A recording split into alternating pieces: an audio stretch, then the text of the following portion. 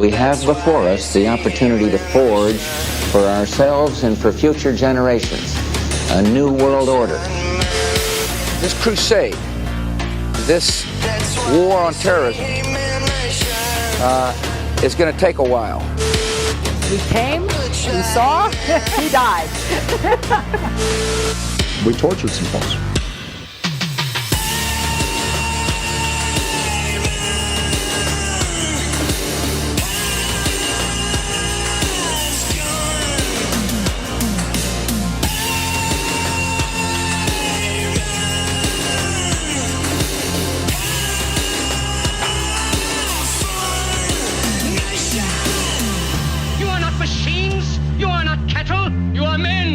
You have the love of humanity in your hearts. You don't hate, only the unloved hate, the unloved and the unnatural. Soldiers, don't fight for slavery, fight for liberty. All right. Ladies and gentlemen, welcome back to episode 7 of Dave versus Goliath. We've been away for a couple weeks, guys. I got to do Josh Smith's show, Break the Cycle. I had a great time. Thank you, Josh, for having me. Thanks to Top Lobster for the art.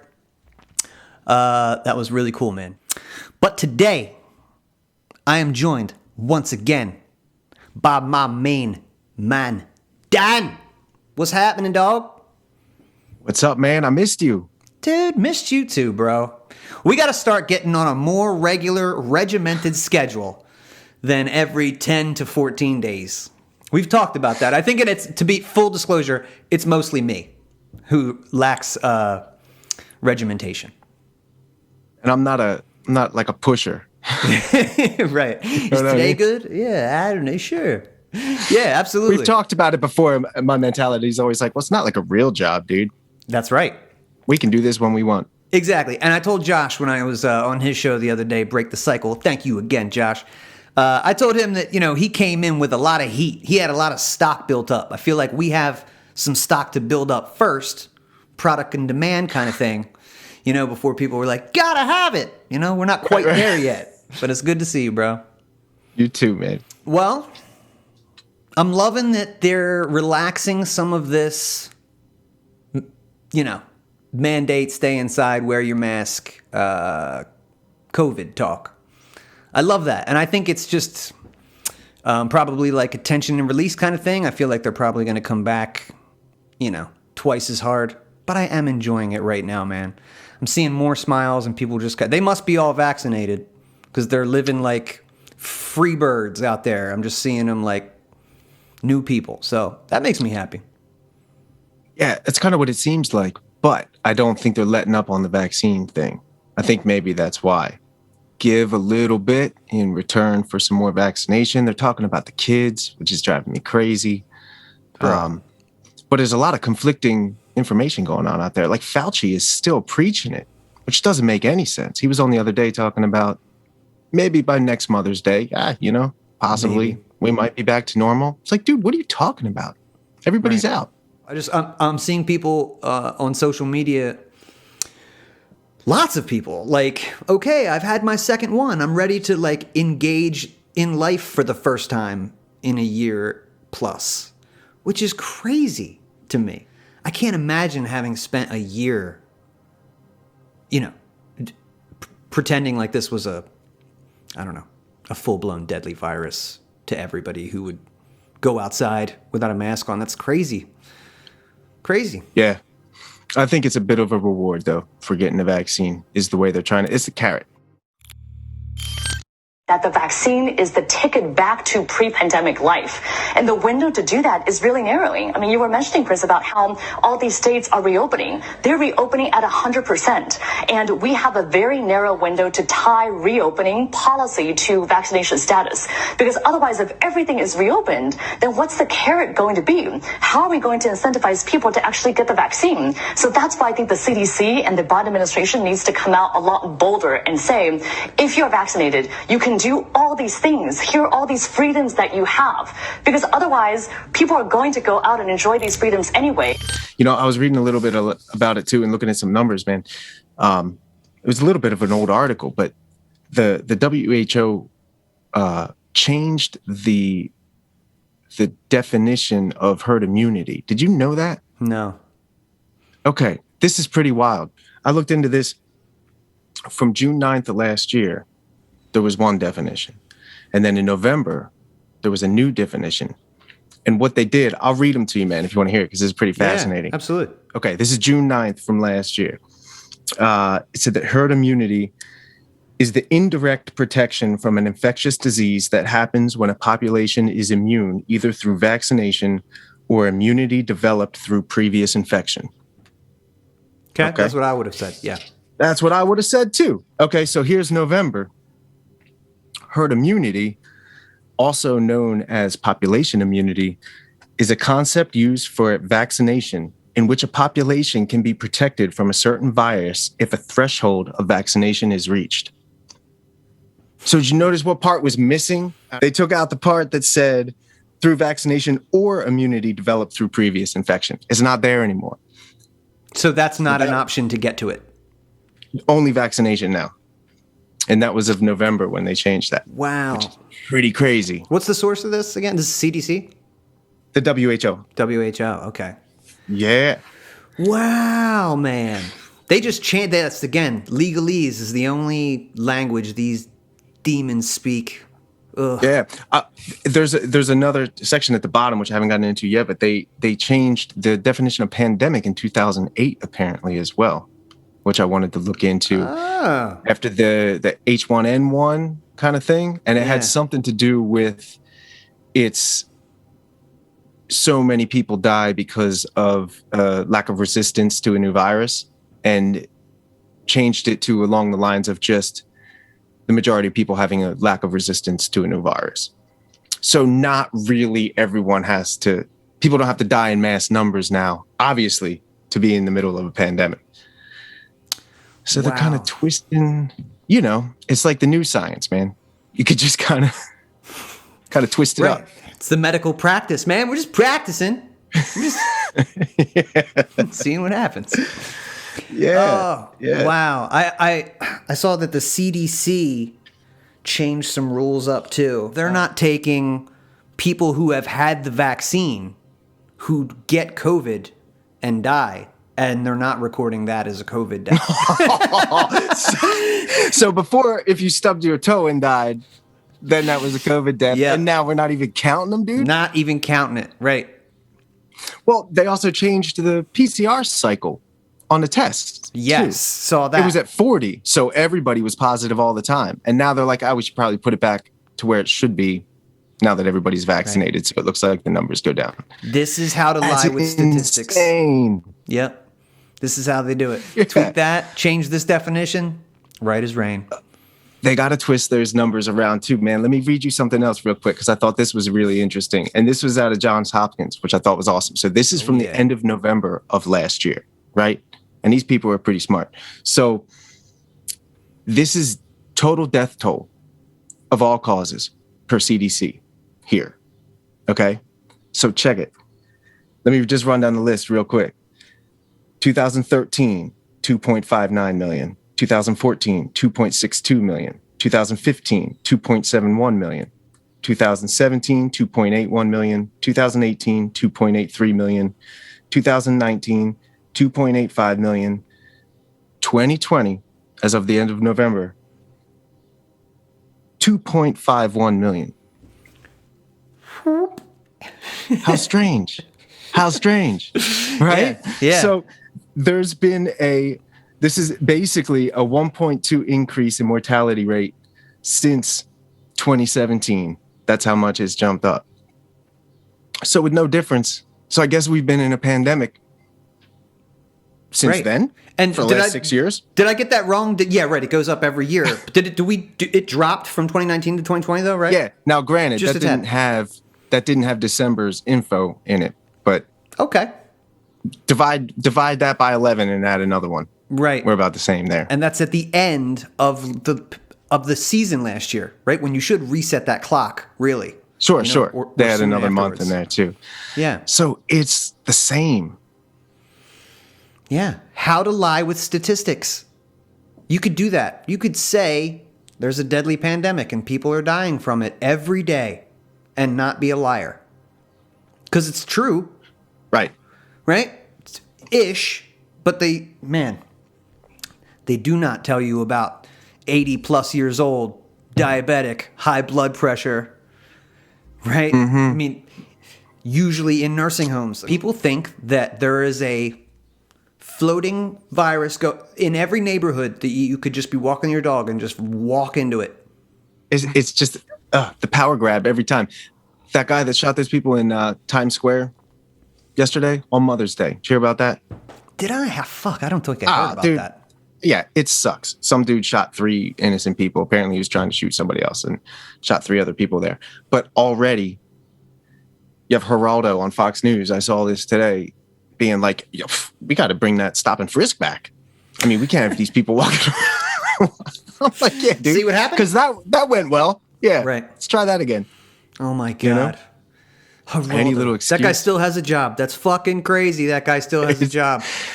It's crazy, man. I was watching a Netflix documentary on the son of Sam. What was that guy's name? David Berkowitz in the 70s. Yeah. Serial killer in New York. And in the documentary, Geraldo's there reporting 1977. Geraldo Rivera. Yeah, man. He's a tabloid guy like Maury Povich, like Oprah. Right. And he would have he's an early Jerry Springer, just just a shitty fucking talk show. I don't know how he could have a career for 50 years. That's fucking nuts. I don't know. I guess if you're willing to say whatever it takes, that's what I'm saying. Sure. He likes to be on TV. Yeah. Yeah. What, dude, I wanted to bring up one more funny article I read this weekend. I was scrolling through my pictures. I always screenshot the ones that make me laugh. And this one was in Axios. And it was talking about, the mass exodus from California and from New York to the other states. People are moving to Florida and to Texas. And their excuse, man, was, first of all, they kind of took a weird jab at people that made money, too. They were like, well, first off, most of these people that are moving, they make more money. And they make more money so that they can move. And the people that don't make as much money, they can't afford to move. And it's like, okay, right. People that can afford to move, and people that can't afford to, what? And then they, at the end, they talk about why they're moving to states like that. And their reason was because over the past year, I guess the luxury of remote working has allowed people to move to places to pursue that type of lifestyle, the nicer weather, more relaxed lifestyle. And it's like, man, that's why they're doing it. That's exactly why they're doing it. You can't convince me that somebody left California because of the weather. Oh my God. It's the nicest weather on the planet. Yeah, it's beautiful. Yeah. No, it's because of the fucking draconian laws throughout that entire fucking abomination of a state, that shithole state. Oh, yeah, the weather's the only They didn't even reason mention it. Yeah, nothing about any of the policies that those shithole states have implemented. Amazing. Yeah, even CNN they'll put out an article that's like, we don't understand. Like, Florida's doing well, California's not. It's like something's wrong. Like they won't make the connection though. They know. Yeah. They know why. But it's fucking state-run propaganda, dude. You got to do the thing. People that are vaccinated, politicians, actors, all these people just still are running this fucking dog and pony show, bro. Going on TV like the Saturday Night Live with your boy Elon Musk, man. I didn't watch it, but Did you have one on? They did the whole show, obviously, without masks together, right? And then at the end, they all come out and they hug and do their congratulatory little thing, and they all have masks on. Like, I'm sorry.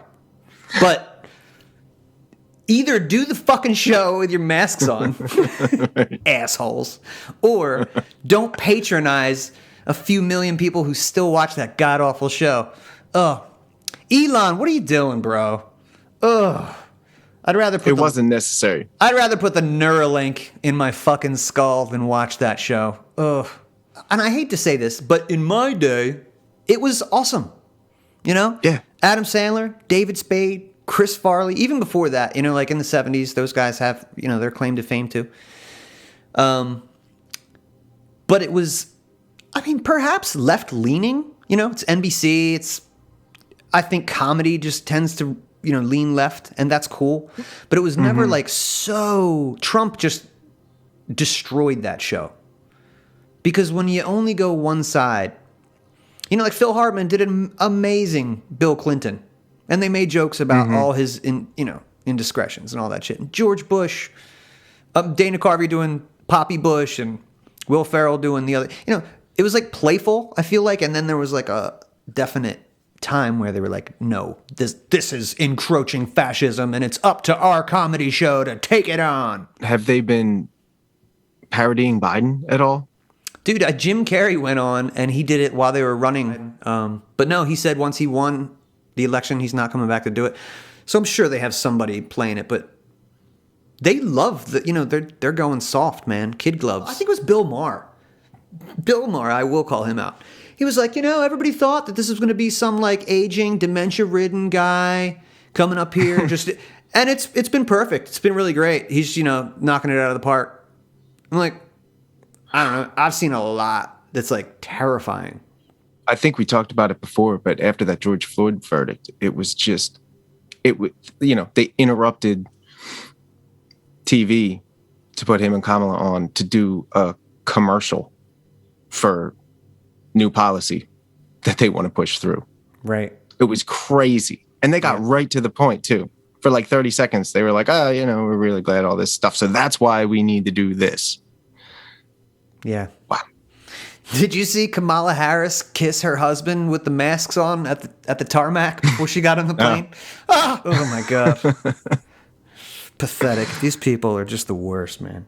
Walked right up to him, grabbed him like she meant it, fucking kissed him both of them with their masks on. Both of them, they're both vaccinated. Yeah. What? These people I'm at a loss, man. Yeah, dog. It's not going anywhere. Not until we get the world vaccinated. Klaus!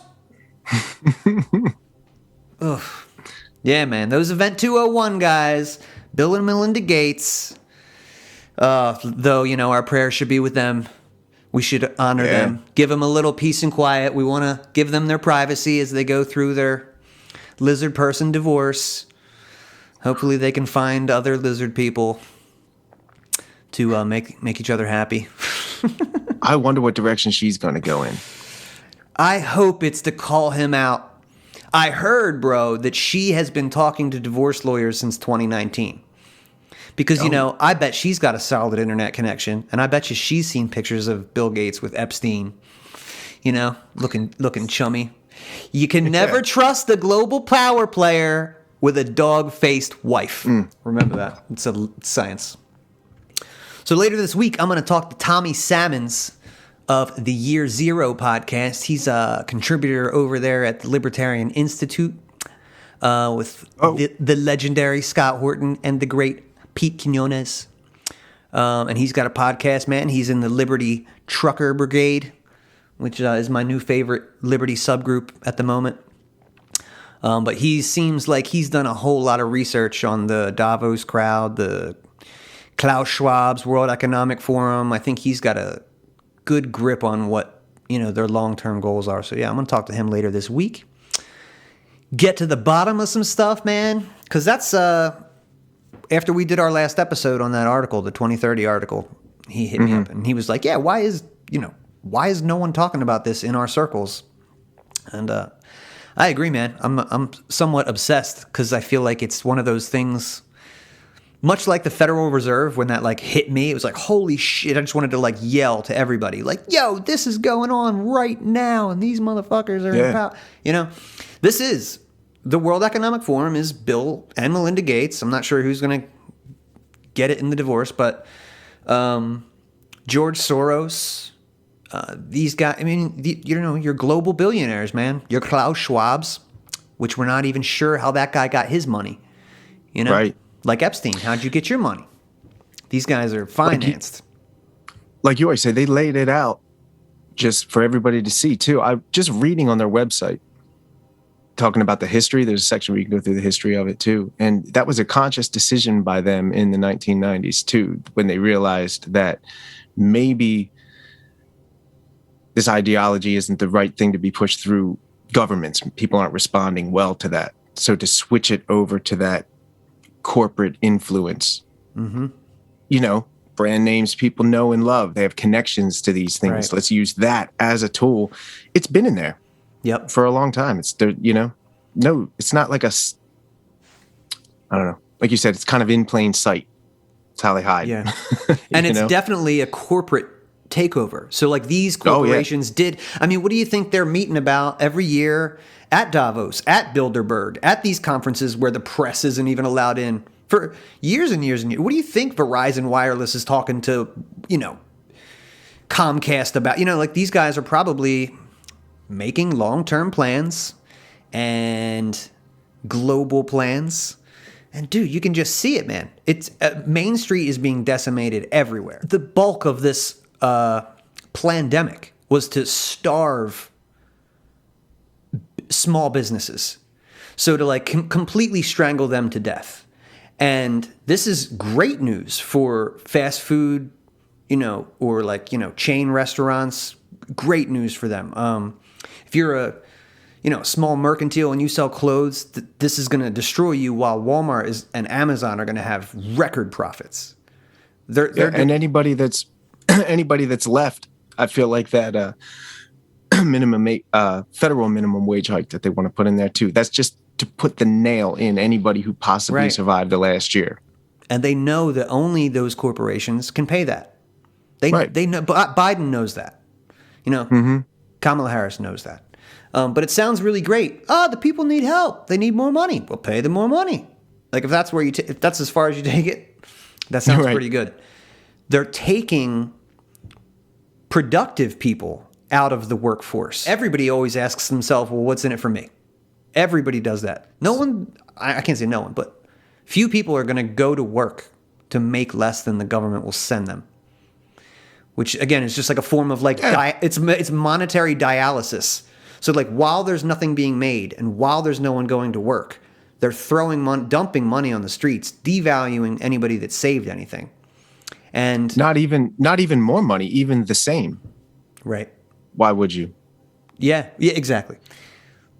Pete Quinones had a defector from the Soviet Union on today. Did you listen to that? No. It was yesterday or today. I listened to it today though, and it was fascinating too. And he was just talking about how it works in socialism that way, where obviously if you have no incentive, if no matter what you do, you get the same, then there's no incentive to do anything other than the tyranny that comes in to punish you or kill you if you don't.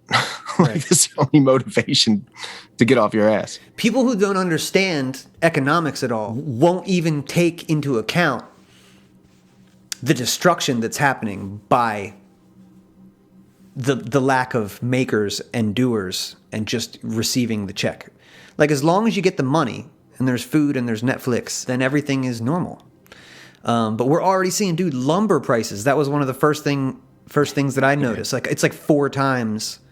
I mean, think about extrapolate. How you that build down things. Oh my God. Right. They're like, look, if we just give everybody Impossible Burgers and Netflix, nobody would complain. Eat the bugs. Did you see that article? We're going to have to eat bugs. If we're going to get through this century together, we're going to have to start eating these bugs, guys. What the fuck was that from? I can't remember. I wish I knew who put out that article, but it was a mouth with like a fucking cricket in it. It was like probably the World Economic Forum. Klaus! Oh, yeah. Bake the cake. There's plenty of bugs to eat. Eat the Don't bugs. worry about it. Yeah, dude. Once they can get everybody used to that, then we're all rich because we'll never run out, right? It's like we love Crunch Factor in America. Tastes pretty good, but really great crunch. Really crunchy. Really crunchy.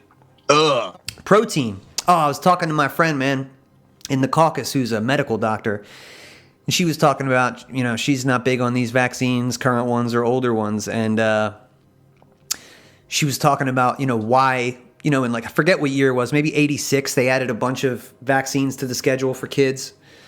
And she's like, there was like legume fragments or whatever. That's like, nuts and shit.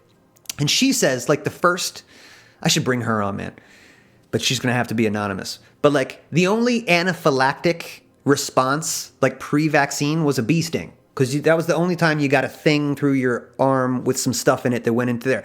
But since vaccines, which are unnatural, they put stuff into your arm, which your body sees it, finds it, and it fights it, but it's like not supposed to be there, right? Sure. So she said in the 80s they started putting legume fragments or whatever. So you got like nut in your arm, and your body's like, get out this nut. And then what happens? You got like nut allergies by the time the 90s roll around, right?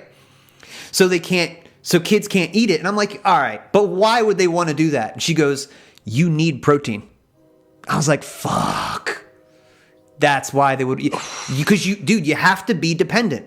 So you can't just fucking grow your own protein for the end game anyway. You know what I mean? Right. That you need Monsanto seeds that won't grow. And you can't get good sources of protein because it'll fuck you up. You'll have to get their version of whatever at some point. Dude, pretty soon it's going to be that from the Matrix and the Nebuchadnezzar that right. That all the protein and amino acids you need. The body needs eating the same goddamn goop every day. Sometimes I want to be Cypher. Sometimes, doesn't it? It's appealing, right? That character, it's like. Yeah. I mean, everybody wants to be Neo or Morpheus, but like, you can understand why that character exists in that story. Because the red pill sucks so bad. The goop sucks. Like talking about Klaus all the time sucks. You know? Fuck that. I would rather be chilling out, smoking weed, playing Nintendo, hanging out with my girl. You know? Fuck these assholes. I've been doing this for 20 years, yelling at these assholes. I'll do it for 20 more, bro. And then I'm going to sit around, smoke weed, and play Nintendo and hang out. Yeah, you have been, man. It's been a while. Yeah, man. 9/11 kicked it off. I thought that was going to be the big event in my life. Not to sound like greedy. Yeah, before this COVID madness, dude, I was getting ready to retire. Do my own thing. But yeah, I feel like and now's not the time to do that, man. If you have the information and you have the ability, you got to do something, even if it's just talking about it. Klaus will one day meet my hand. That guy. He looks like, dude, I said. He sounds like he's supposed to. He sounds like, well, that's what I feel like. This is a big game. Like, how can no one, I don't know. Bill Gates is an obvious evil villain. Klaus Schwab is an obvious evil villain. Why wouldn't people be into world domination? Like, not destroying the world, dominating it. Yeah. Because that's what you do. They always have been. Right. Kings dominate, corporations dominate. The China model is the UN model, and that is the 2030 plan, I think. That's really comes down to that, man. And they do want everybody vaccinated. They want, the whole planet. The whole planet. It's crazy to hear him talk about that. Yeah. Everyone. Or 70% by July, I think, is what they said the goal is. I'm curious to see how they get that done. I think since they kind of hit a wall, they figure, well, the next easy thing to do is to get all the people that were clamoring to get it the first time. Now we'll just get them to get their kids to do it. That'll double up real quick on that. Bro, listen. I'm going to put my tinfoil hat on. I think that this vaccine is unnecessary. If you're not 80 with heart disease and diabetic, if you're under 40 and fairly healthy, I think it's silly. Just like Joe Rogan said with our boy Dave Smith on there the other day. That I would not recommend that, right? I think that any doctor, including Dr. Fauci, knows that too. Like, it's not necessary to reach herd immunity to 2019 standards, right? They know that deep down, but they persist. So I don't think that their goal is to obviously prevent people from getting this virus. So what is their goal? Why does everybody have to have this? So that brings me back to Bill Gates. He did a TED Talk a few years ago, and he basically said we got a bunch of useless eaters and breathers on this planet that are too much CO2. So we're going to have to cull that basically at some point. We got to watch that. We want to get that down to a certain point. And then it was a slip, and he goes, really, it should be zero. Even though no CO2 in everything, plant life would die, and He's an idiot. He's not a scientist or a doctor. But he let that slip that, like, we need a lot less people, a lot less useless breathers. And he said the way to do that is with vaccines. So what the fuck are you talking about? Because vaccines are supposed to enhance our quality of life, right? According to the Bill and Melinda Gates Foundation and CDC, Johns Hopkins, anybody who you talk to, right?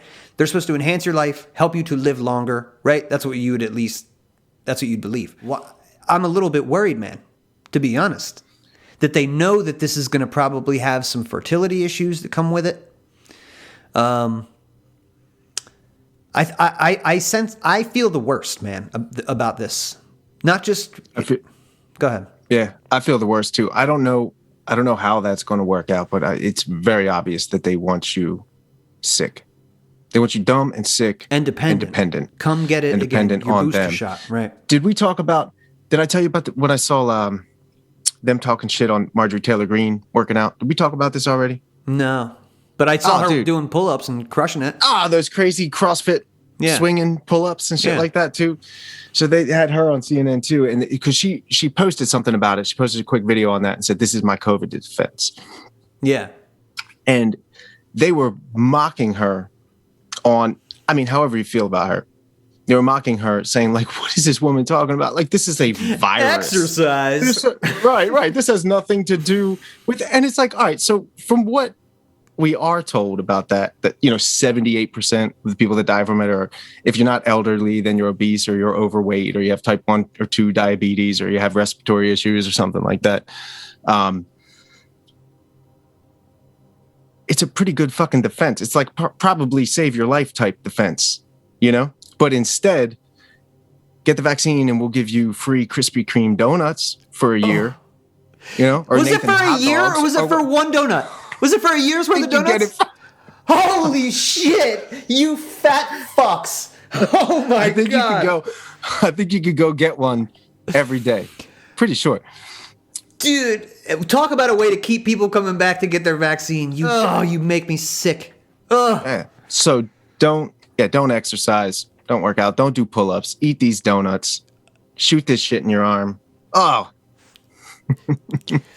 Like, after hearing all those things, like, why is there no distrust? You know what I mean? Right. I don't understand. After all this time. Because, there's millions of people that are like, I got my vaccine. Let me go get my donut. Let's roll. Right. It's fucking insane. Everything's coming up aces. I'm eating for free. I'm getting my sugar, my fat, my salt. Dude, you know what else? I've talked to some people again. I don't give a fuck. I'll wear the tinfoil hat all day. But just leave it on. I'll leave it on. Wear it outside. Dude, what if these people are shedding shit on other people? You know what I mean? What do you mean? No. What? People keep calling it a vaccine, but it's technically not. It's experimental gene therapy. That's a more apt term for what they're doing. So, like, they're putting a fake virus in you, a genetically modified thing that makes your body make proteins all the time. Mimics the right. This is not supposed to happen. So if you feel like hacking your body to do something different for a virus that barely kills anybody that's healthy, like, be my guest, but like, I believe you've been duped. Thing that scares me the most, though, too, because I know, like you too, I have a lot of people that I love that have gotten this vaccine already. And what worries me about it too is hearing things like, if you have gotten the vaccine and then you do get the virus, the reaction then is intensified. Ooh. So yeah, that sucks. And people are getting it. That's super underreported too. People are getting the vaccine and then getting it. And now they're saying you need the boosters and everything. And what they're doing is blaming it on new variants. And they can do that forever, indefinitely. Infinite. Yeah, absolutely. And then I told him it was invisible. Got this new war. It's invisible. Makes it hard to kick its ass. Yeah, and Trump is just playing golf with his fat ass, talking to people at Mar-a-Lago about how he got it fast-tracked, Moderna. Dude, I heard Moderna never got a vaccine to market before this. Never. They've tried. We've done it. We've tried some stuff. for all the times we've been Moderna, but we never got one. Made it! Oh, man. Yeah, we need that emergency clearance. That's AstraZeneca, you're right. I forgot. I haven't heard anything about them for months. Dude, that's our local opiate factory. Oh, this is Joe Bidenville, baby. We got Chase Bank. We got Bank of America. Sally Mae, Freddie Mac. This place is the worst. DuPont. Isn't it the most incorporated, your state? Oh, yeah. The most incorporated state in the country, right? Absolutely. And it's small. It's tiny. Yep. That's because, dude, I'm telling you, I think that Wayne's World joke, hi, I'm in Delaware, that was like nothing to see here joke. You know what I mean? Nothing going on here. Just keep on driving through. Beach is that way. Yep. Maryland is over there. Jersey's over there. Pennsylvania's over there. All you have to do is have a P.O. box here. Trump has them. Clinton's had them.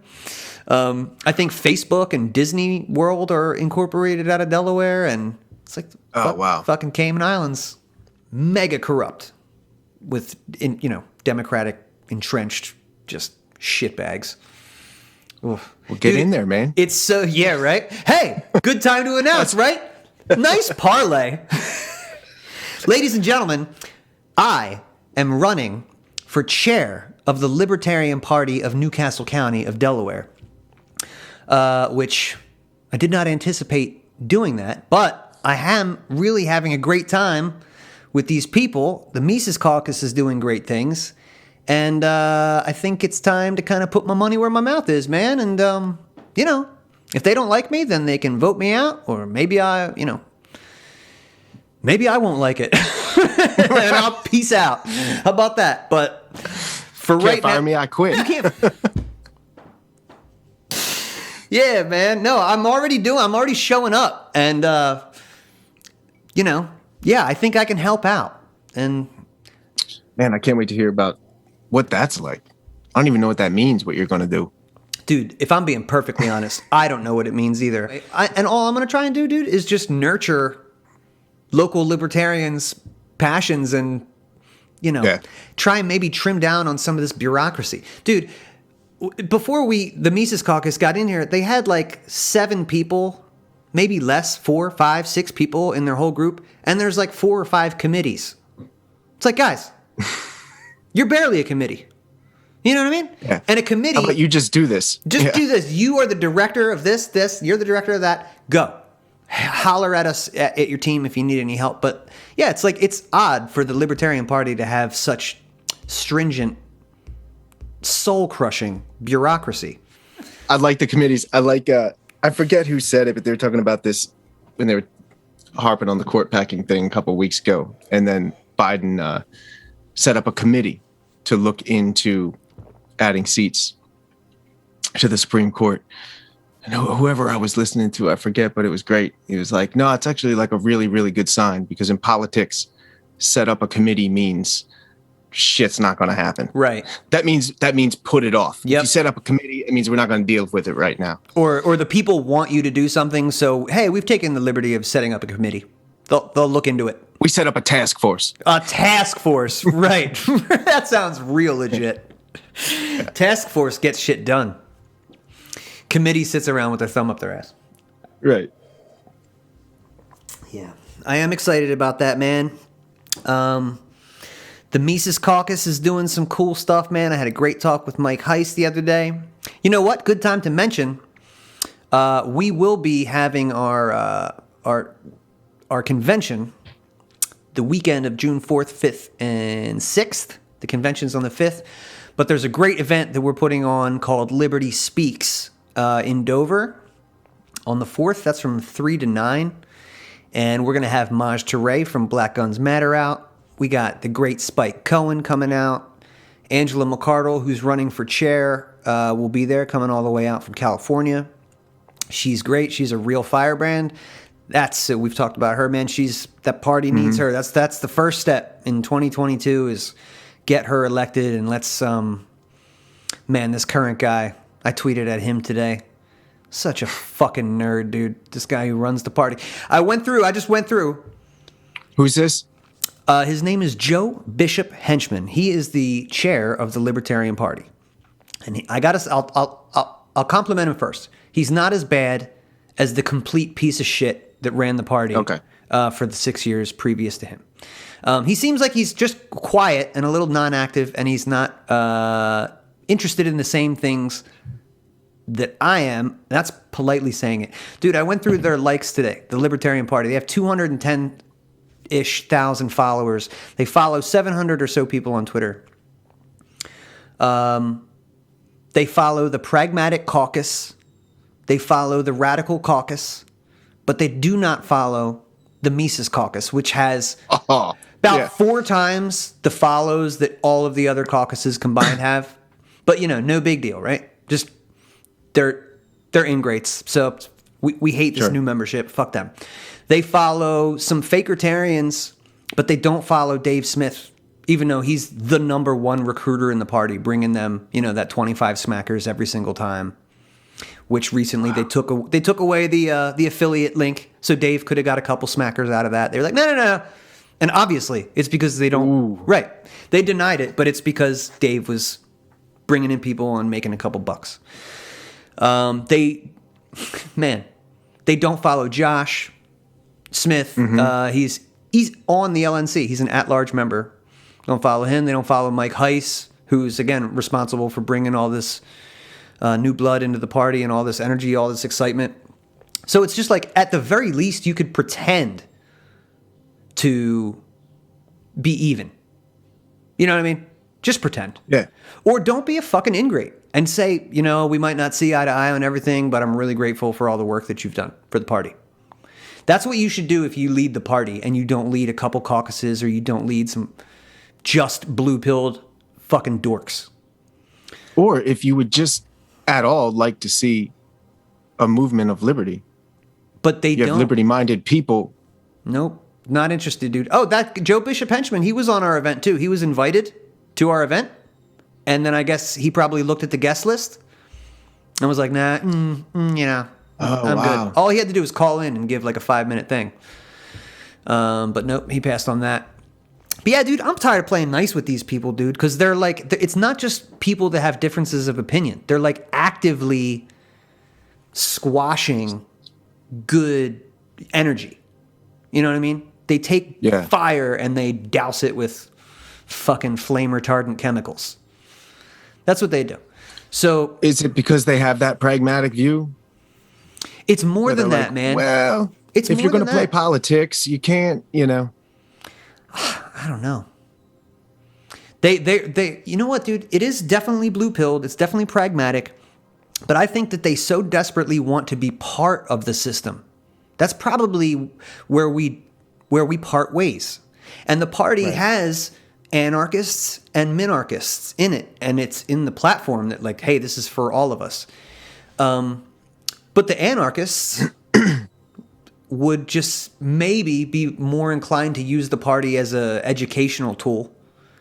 Whereas these guys were like, if you say all these radical things, we're not going to get anybody elected. It's like, you're not getting anybody elected, though. Right. That's the thing.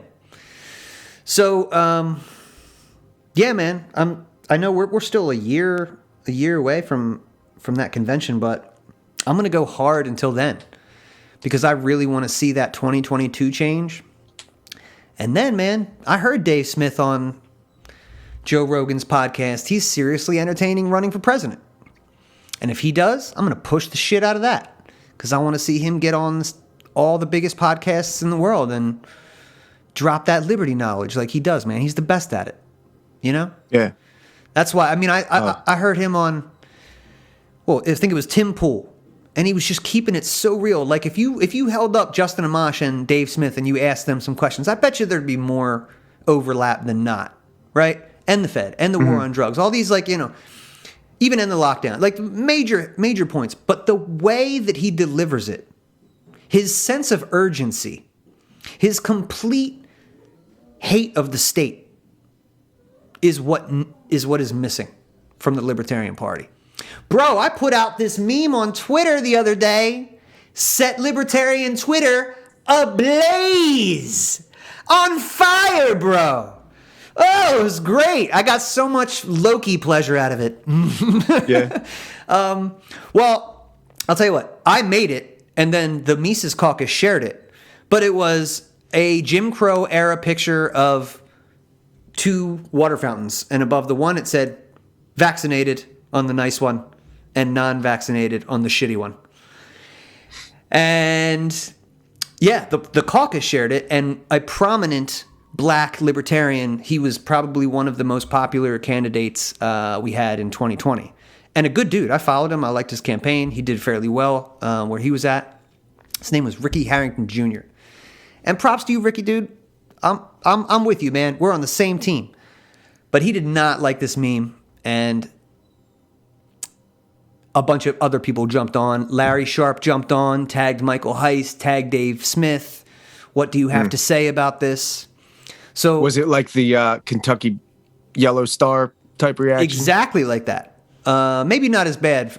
Seth, this was more like inter-party kind of drama. What Seth Rogen didn't get on this one.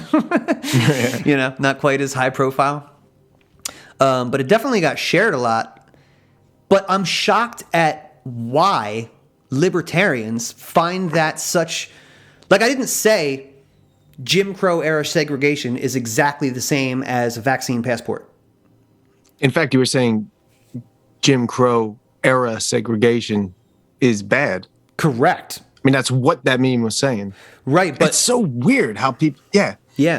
But equating a vaccine passport to many blue-pilled libertarians to those injustices is not appropriate. In the Libertarian Party, I'm shocked at how many people aren't terrified of the idea of a vaccine passport, even if it's from a private corporation. Dude, Reason Magazine just put out, I'm pretty sure it was Reason. This is the Beltway Libertarian magazine. These guys, they get all the press, and everybody thinks of them when they think of libertarianism. They were like, is there space, proposing it like, well, is there space for a vaccine passport if the government isn't involved? Stays out of it. If the government's out of it, then what's the problem, guys? It's like, that's how they push everything. They think, oh, it's a private company. That's like the libertarian kryptonite. Yep. That they can just swoop in to use to shut everybody up. It's like, that's not working anymore. It's not working. It's still working with the blue-pilled libertarians. They're autistic about it. Bzz, private. Twitter, bzz, private. Facebook, bzz, private. They don't... If you're hip to the cathedral, man, if you're hip to your enemy, you claim to be against the state, but you don't know your enemy.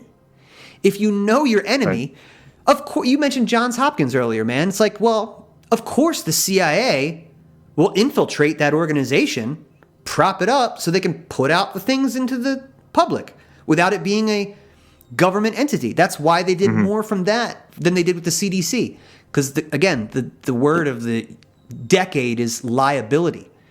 If the CDC blatantly lies, there's a whole lot more you could do than, say, if they put out an opinion piece at Johns Hopkins. But how come they can't make that connection between, it's like contractors in the Middle East, military contractors, like wow, that's a private company killing people for us. Right. They wouldn't say that's okay.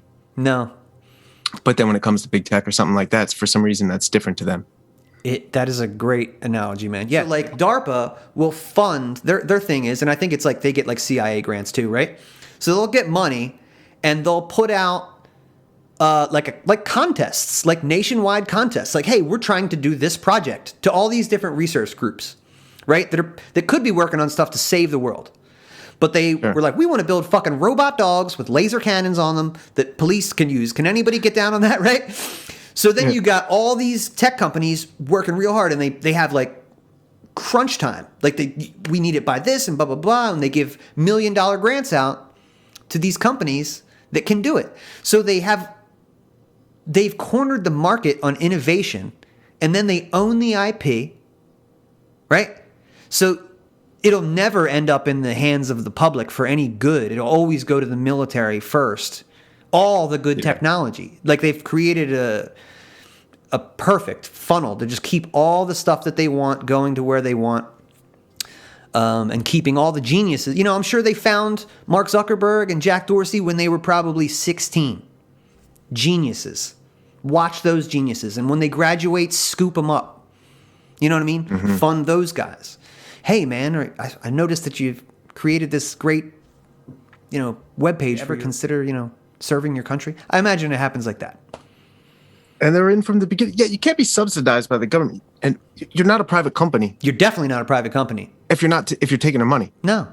Jeff Bezos, $600 million Pentagon cloud contract. You can't get $600 million from the Pentagon and call yourself a store. You can't do that. You know what I mean?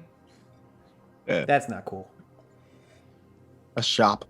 A shop, right. Yeah. Oh, no. My mic's sucking all my battery out, man. I don't have much left. Yeah, all right. Well, we probably did it, dude. I mean, we probably got up there. Should we do some Teespring stuff and wrap it? Yeah. Where'd you get that hoodie, bro? Hey, I noticed that hoodie that you have. I got to get more of my own stuff, man. I feel like I'm wearing this one every day.